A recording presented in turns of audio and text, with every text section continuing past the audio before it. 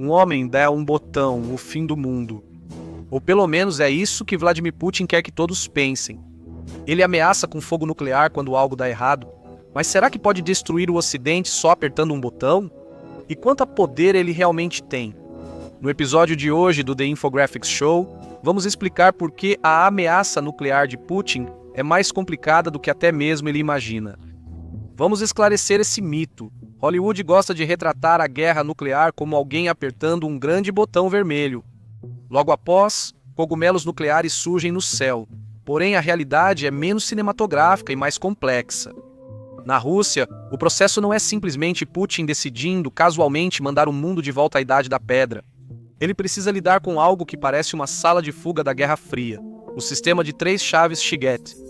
A cadeia de comando nuclear russa depende de 3 maletas idênticas chamadas Shigets, nomeadas por uma montanha do Cáucaso, pois os soviéticos gostavam de nomes de código dramáticos. Uma maleta vai para o presidente, outra para o ministro da Defesa e a terceira para o chefe do Estado-Maior-Geral. Cada maleta possui o equivalente digital de um bilhete dourado nuclear capaz de autorizar um lançamento. Mas, provavelmente para a fúria de alguém como Putin, você precisa das 3 para iniciar a sequência. As maletas também não lançam mísseis. Elas se conectam ao Kavkaz, rede secreta do Kremlin, que transmite instruções ao Kazbek, o centro de comando e controle russo. A partir daí, o sinal seria repassado para as forças estratégicas de foguetes que realmente detêm as chaves, literal e legalmente, para transformar a vontade do presidente em lançamento. É um pouco complicado como o uso da maleta nuclear dos Estados Unidos da América, mas essa história fica para outro momento. Também é importante lembrar que o lançamento nuclear russo segue um cronograma com janela de autorização de 10 minutos. Demoro mais para escolher um filme na Netflix do que os satélites detectarem ogivas, o Kremlin entrar em pânico e o sistema de retaliação decidir. Crucialmente, esse cronograma apertado ainda não significa que Putin tenha carta branca. Isso significa que várias pessoas precisam correr para confirmar, checar 2 vezes e autorizar sob as condições mais estressantes e imagináveis. O mundo talvez tenha tido sorte pela Rússia ter criado o sistema de 3 chaves na época em que criou. A história pode ter imposto algumas barreiras ao diabo no ombro de Putin. A estrutura Shiget foi construída no início dos anos 1980, durante o fim da União Soviética, quando até Moscou entendeu que depender de um único louco no comando nuclear não era nada tranquilizador.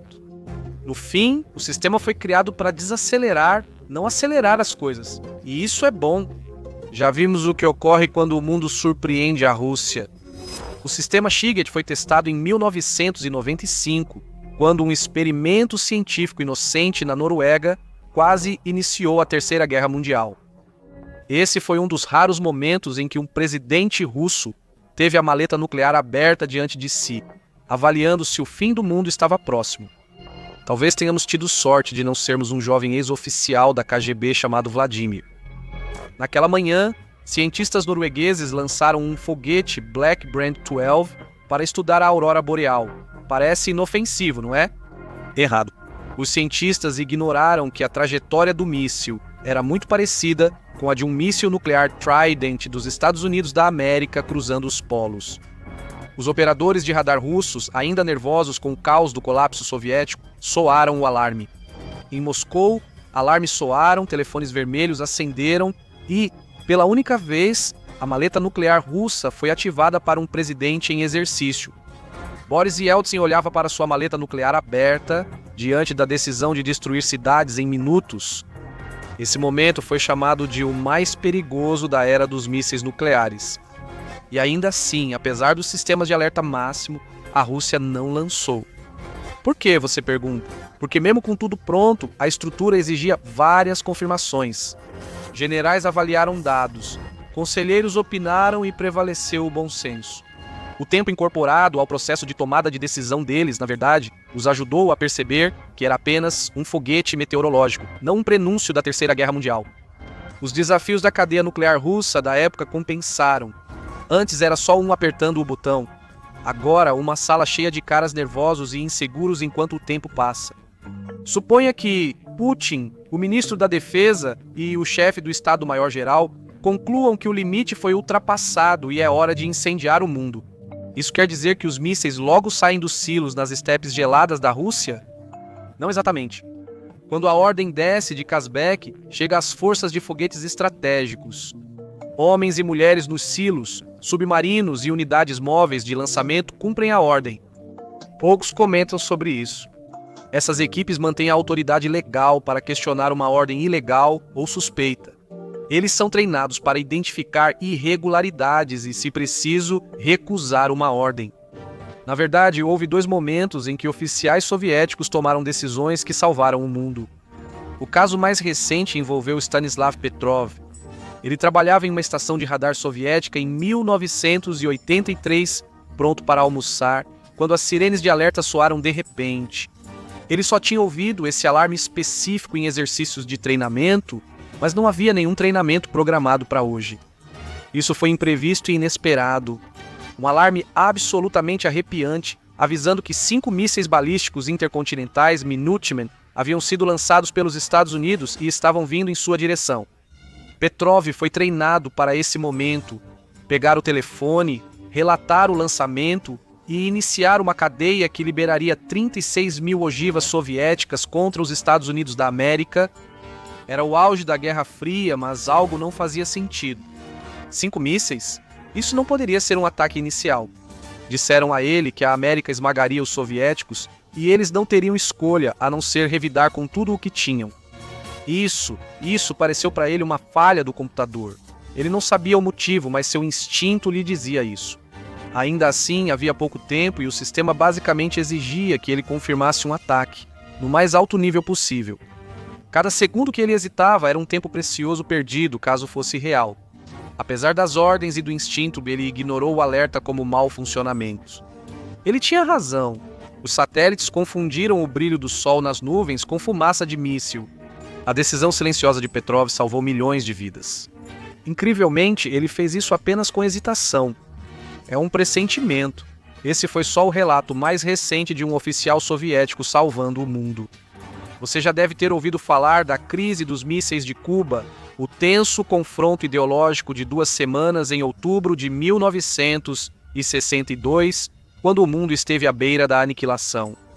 Aviões espiões dos Estados Unidos da América descobriram bases de mísseis soviéticos em Cuba, levando Kennedy a impor uma quarentena naval na ilha. Destroyers americanos patrulhavam os mares, ordenados a forçar submarinos soviéticos a emergir. Ele usava pequenas cargas de profundidade como tiros de advertência para sinalizar não afundar submarinos russos que rondavam.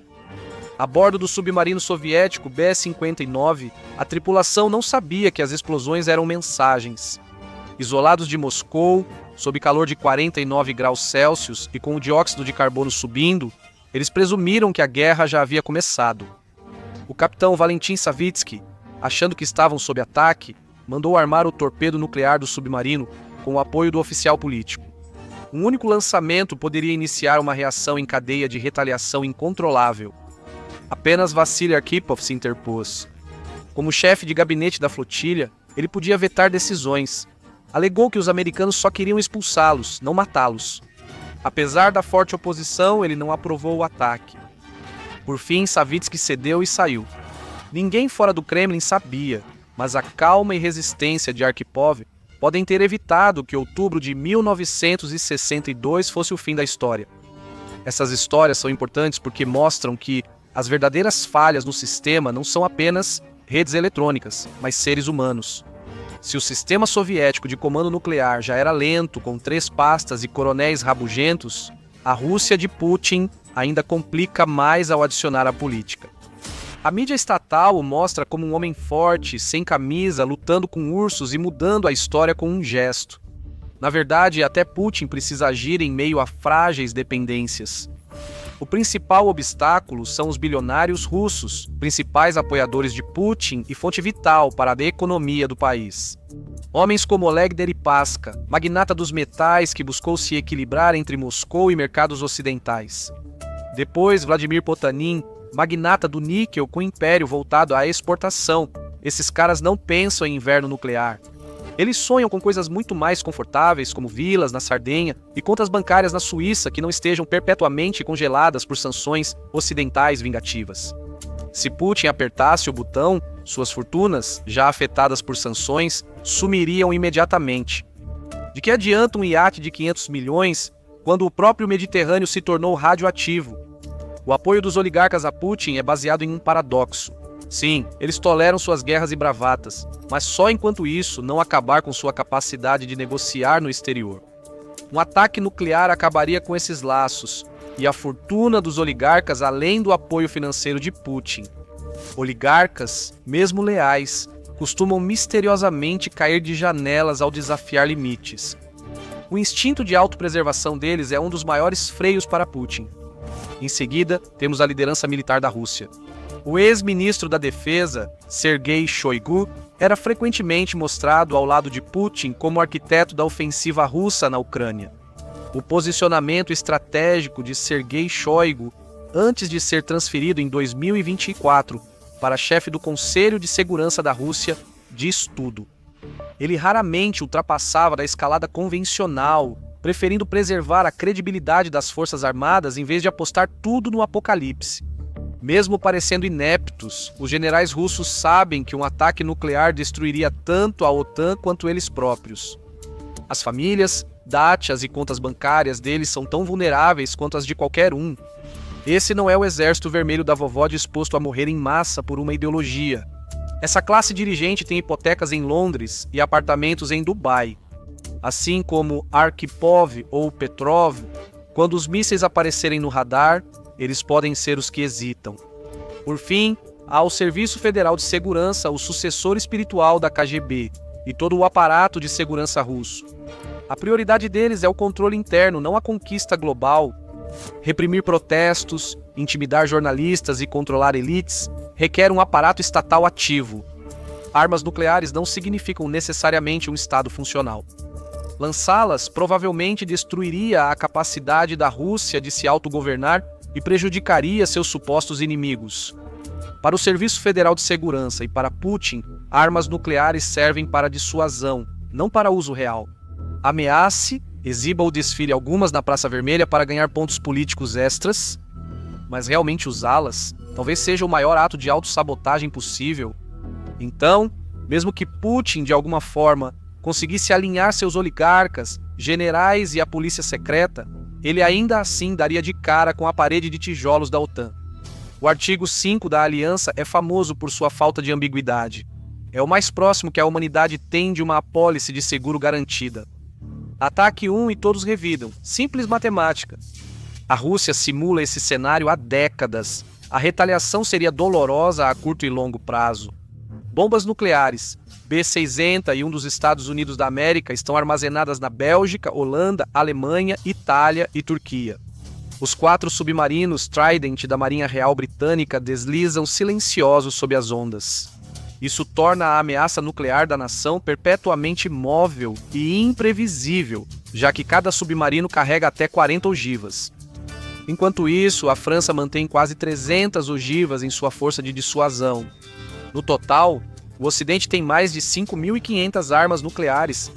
O arsenal da Rússia pode ser um pouco maior, mas em um confronto nuclear, quem vai contar?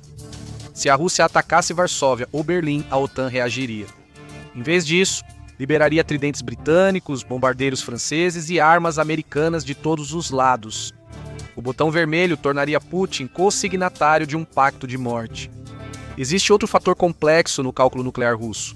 Apesar do discurso de Putin sobre irmandade e parceria ilimitada com Pequim, a Rússia depende muito da China. Em 2021, o comércio anual entre os dois países atingiu 147 bilhões de dólares, e desde a invasão da Ucrânia, os mercados e bancos chineses se tornaram a tábua de salvação financeira da Rússia. Mas tábuas de salvação também podem ser coleiras. Bancos chineses como o Banco da China e Industrial and Commercial Bank of China já contornaram sanções ocidentais, restringindo transações quando há risco. Eles valorizam muito mais o acesso aos mercados de dólar e euro do que salvar a máquina de guerra de Moscou. E se Putin algum dia cruzasse o Rubicão nuclear, Pequim quase certamente o cortaria de vez. Xi Jinping deixou o assunto totalmente claro. Em fevereiro de 2022, ao lado de Putin, ele afirmou que armas nucleares não devem ser usadas nem uma guerra nuclear travada. Ele parecia estar falando sério. A China já condenou atitudes irresponsáveis em relação a armas nucleares antes, até mesmo da Coreia do Norte, seu suposto aliado. Para Xi, estabilidade global significa lucros. A guerra prejudica os negócios, provavelmente por isso ele ainda não invadiu totalmente Taiwan. A guerra nuclear é o pior cenário. Se Putin atacasse, enfrentaria retaliação do Ocidente e possível aniquilação. Ele perderia seu último grande parceiro comercial, sufocaria a economia e afastaria aliados. Putin pode ameaçar com um Armagedon nuclear, mas a estrutura do seu poder e as realidades do mundo ao seu redor conspiram para manter seu dedo longe do gatilho. Isso não quer dizer que ele pare de falar. Pelo contrário, ele menciona isso constantemente. Nos últimos 3 anos, surge um padrão. Em setembro de 2022, tropas russas recuaram após contraofensivas ucranianas perto de Kharkiv. Putin ficou diante das câmeras e anunciou que não estava blefando sobre o uso de armas nucleares. Em outubro daquele mesmo ano, o envio de sistemas de defesa aérea pelo Ocidente ameaçou neutralizar sua campanha de mísseis. Em resposta, o Kremlin começou a acusar Kiev de planejar um ataque com bomba suja. Em março de 2023, com tanques da OTAN indo para o fronte, Putin anunciou planos de colocar armas nucleares táticas na Bielorrússia. As ameaças surgiram junto a retrocessos russos ou ajuda ocidental. Cada uma foi feita mais para assustar o Ocidente do que para lançar ogivas. É um blefe nuclear básico com rica tradição geopolítica. Richard Nixon disse aos assessores que queria que Hanoi pensasse que ele era tão imprevisível a ponto de usar uma bomba nuclear para forçá-los a se render. A teoria do louco, aprimorada por Henry Kissinger. Vladimir Putin adaptou essa teoria de forma ameaçadora, envenenando dissidentes, prendendo opositores e ignorando leis internacionais. Para os outros, ele pode ser louco o bastante para apertar o botão. É exatamente isso que ele quer, mesmo que um observador atento perceba que suas ameaças nucleares sempre seguiram um roteiro cuidadosamente planejado. Primeiro vêm as ameaças convencionais, depois as táticas. Só depois surgem referências vagas a consequências estratégicas, sempre ambíguas e deixando dúvidas. As capitais ocidentais ficaram melhores em interpretar os sinais. A inteligência dos Estados Unidos da América vigia continuamente a prontidão nuclear russa, monitorando movimentos de tropas perto de depósitos e o status das bases de bombardeiros de longo alcance. Líderes da CIA alertaram sobre indícios de que a Rússia pode preparar uma guerra nuclear. Enquanto isso, a OTAN consulta seu grupo de planejamento nuclear, ensaiando respostas e calibrando a comunicação pública para sinalizar tanto cautela quanto determinação.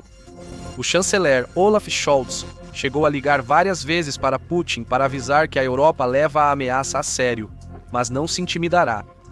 As ligações e ameaças costumam ocorrer em crises quando a guerra se volta contra a Rússia, e isso já aconteceu antes. Em 1962, a crise dos mísseis de Cuba quase levou o mundo ao abismo. John F. Kennedy passou 13 dias praticamente suando através de suas camisas. Seu ex-comitê debateu entre bombardear Cuba ou manter a calma. No fim, prevaleceu a razão e as ogivas nucleares não foram usadas. 20 anos depois, a OTAN fez o exercício militar Able Archer, tão realista que os soviéticos quase acreditaram ser verdadeiro e quase reagiram. O susto levou à criação da famosa linha direta Washington-Moscou, o telefone vermelho para evitar mal-entendidos fatais. A Rússia pós-soviética manteve as lições da Guerra Fria. Em 1993, Moscou deixou de lado a promessa soviética de não usar armas nucleares primeiro, permitindo seu uso inicial em teoria. Assustador na teoria, mas sob Putin as condições ficaram mais restritas. Em 2000, armas nucleares só seriam usadas em ameaças existenciais. Em 2020, a doutrina reforçou essa linha. A retórica sugere que Moscou tem um botão sob cada mesa, mas a realidade é mais entediante. A alta cúpula da Rússia ainda prega moderação. Homens como Valery Gerasimov, chefe do Estado-Maior de Putin e experiente em batalhas, podem ser leais, mas cresceram em um sistema que lhes ensinou uma lição fundamental. Ninguém ganha uma guerra nuclear. Mesmo se Putin ignorasse seu manual, o sistema nuclear russo não é um botão mágico. As linhas de comando da Rússia ainda usam cabos antigos, que podem ser cortados em crises. Seus satélites usam peças ocidentais que Moscou não substitui, e as redes de backup foram décadas negligenciadas. a América também não está muito melhor. Em 2016, seus silos de mísseis ainda usavam computadores dos anos 70 com disquetes de 8 polegadas. Mesmo que o Kremlin emitisse uma ordem, não há garantia de que ela chegaria às equipes de mísseis de forma oportuna ou organizada. Essas equipes não são autômatos. Eles trabalham em duplas com códigos que expiram diariamente e chaves que devem ser giradas ao mesmo tempo. Tudo isso foi projetado para evitar que a decisão precipitada de um homem acabe com o mundo. Mas suponha que tudo funcione perfeitamente e um míssil seja realmente lançado. As consequências econômicas atingiriam a Rússia imediatamente. Os bancos internacionais cortariam Moscou ainda mais completamente do que já fizeram. A Europa focaria em suas rotas de petróleo e gás. O rublo colapsaria e as economias sumiriam rapidamente. O fornecimento de chips, peças de aeronaves e até mesmo medicamentos básicos para a Rússia secaria. E além disso, o mundo marcharia para a Terceira Guerra Mundial. Putin exibe armas nucleares para obter vantagem pela ameaça, mas nunca usa, pois isso o destruiria.